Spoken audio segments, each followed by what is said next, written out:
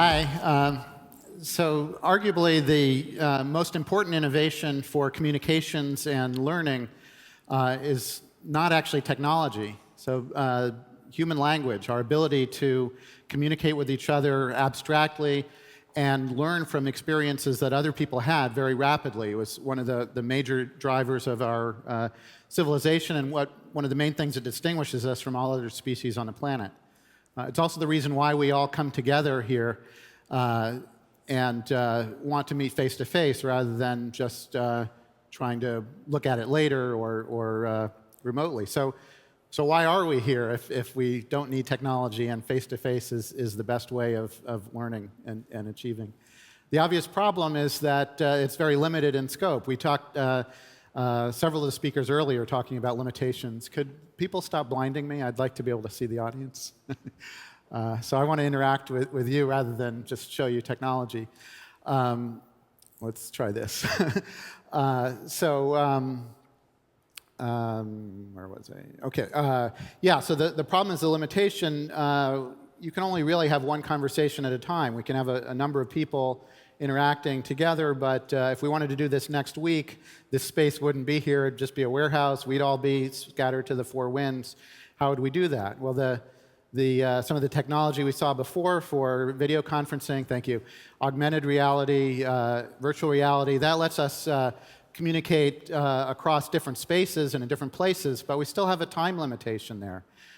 So, or some people might be in the middle of the night, or what if 2 people or 5 people or 100 people really want to talk to you right now and you're doing something else? So how can that happen?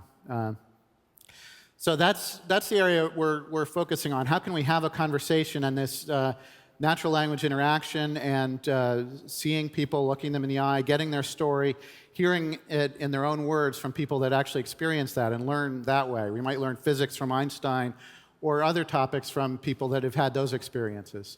Particularly for history, this is very powerful, where we can learn not just from books or second, third-hand accounts, but people that actually lived through the experience and have seen those events and have their take on those events. So a very specific example of that kind of history is we're at a good time here where we just had the Holocaust Remembrance Day on Sunday and a lot of things going on. And even though these facts about what happened are extensively documented with lots of evidence, we still have Holocaust deniers around today that are trying to controvert that. And as we've seen that, some of the best way of directly understanding, getting that information is hearing the information from people that have witnessed and been a part of that. Today, and for the last few decades, one of the prime best means of learning about the Holocaust is from Holocaust survivors telling their stories. There are many that give lectures and question and answer sessions in Holocaust museums around the world, including here in DC at the National Holocaust Museum.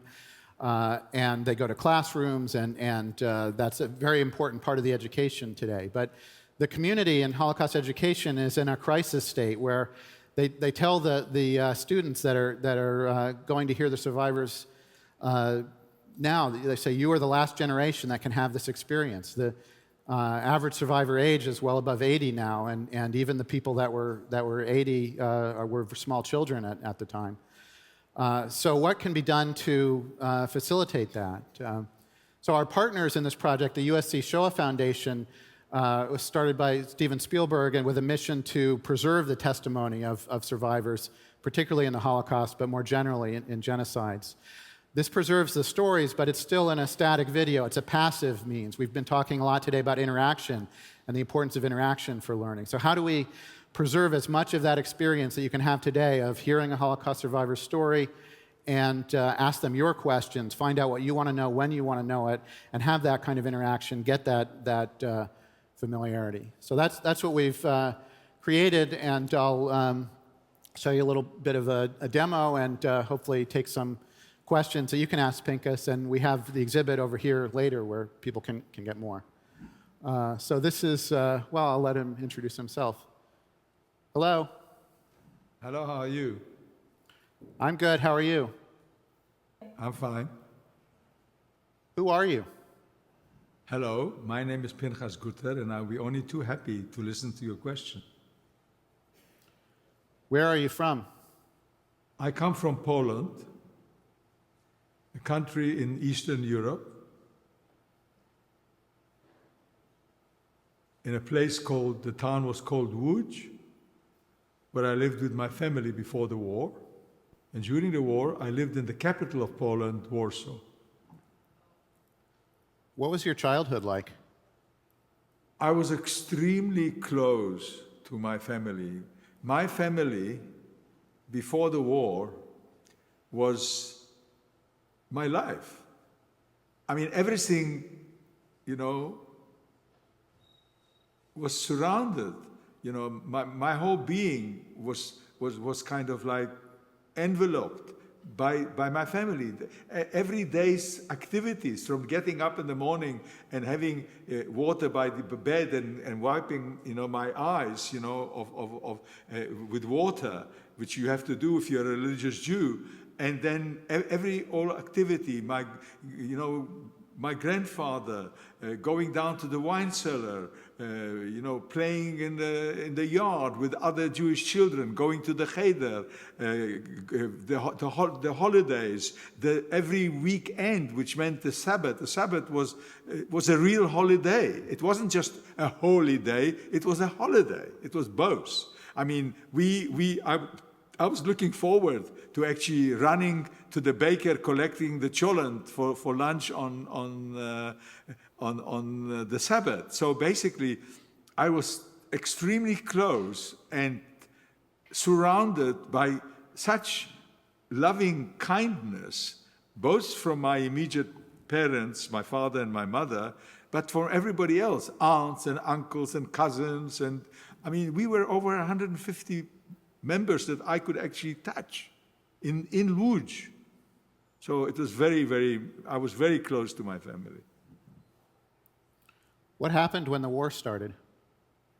When the war started, we were all very afraid of what's going to happen, because we read in the newspapers what was happening to German Jews in Germany. And so there was an enormous amount of anxiety and fear in the homes. And as soon as the German army invaded Poland, about a week later, they were in Łódź, in my hometown. And my first experience with the Nazis was when two of them came into a home, our home. It was two apartments, small apartments, that we shared with my grandfather. There was a door in between. And they had lists arresting notables. My grandfather was one of the notables of the town, because he was the head of a seminary where they teach people to become rabbis. And we had, the war was still on. They came, my father was at home, we were all at home, and they asked for my grandfather. My father opened the door and took them to the bedroom. My grandfather was ill. He had just had an operation on his kidneys for kidney stones. And they decided that they weren't going to take him. He was 70 years old. He was old. So they asked my father, "Who are you?" Because they didn't know. He said, "I am his son. I'm the son of Mr. Guter." So they said, "Come, what do you do?" He said, "I'm a winemaker. Where do you make wine?" They told him where the cellars were. They took him to the cellars. They beat him so badly that they saw that he was dead, and they just threw him in a corner. And then for 2 days, they directed the German army police to stand outside the gate of where the cellar was, and they took out something like 11,000 bottles of wine and spirits that were being stored there. And they also broke all the big, huge barrels and vats that were maturing, and they took it away in jerry cans. And they destroyed something that existed there for 100 years, from 1839, in something like 24 to 48 hours. What happened to your family? My parents and my sister were murdered in the gas chambers of Majdanek death camp. How did you survive? I think I always answer that question whenever somebody asks me what kept me alive. I say, faith kept me alive. I didn't keep the faith, but faith kept me alive. Whether it was in the form of an inner voice or some other means, I don't know. I know it's providential. Why do you tell your story? The main reason why I tell my story in public is because, number one, I would like people to know what can happen. And number two, I try and then teach them tolerance. I like to bring goodwill and tolerance to the world. And by telling the worst, I try that what can happen, I try then to tell them that if I speak, for example, if I speak at a school and their school has got black people, Asiatic people and others, I try and convey to them that everybody is the same. Everybody should be treated like a human being. We're all good, we're all bad, we all have got the same souls, we all basically have the same God, and we must try and be, like brothers, and treat each other like a brotherhood of human beings. So that is the main reason. What do you think about the near future? I always feel hopeful. I always feel hopeful. I'm not a pessimist. I'm a pessimist about personal things because of my emotions and fears, that I'm always scared about what might happen here, there, and everywhere. But by and large, about everything else, I'm very hopeful. If I wasn't hopeful, I wouldn't be talking to you or anybody else about my experiences. Okay. Would anybody from the audience like to ask him a question? I can relay it.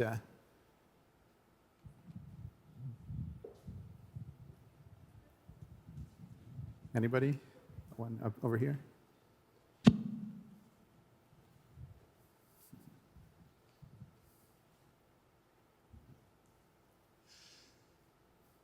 Pinchas, what do you want people to understand about your time in the Holocaust?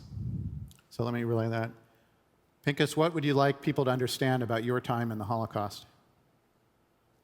Well, we were from a middle-class family, and we lived in the center of Łódź, which wasn't a small town. It was the second largest city in Poland.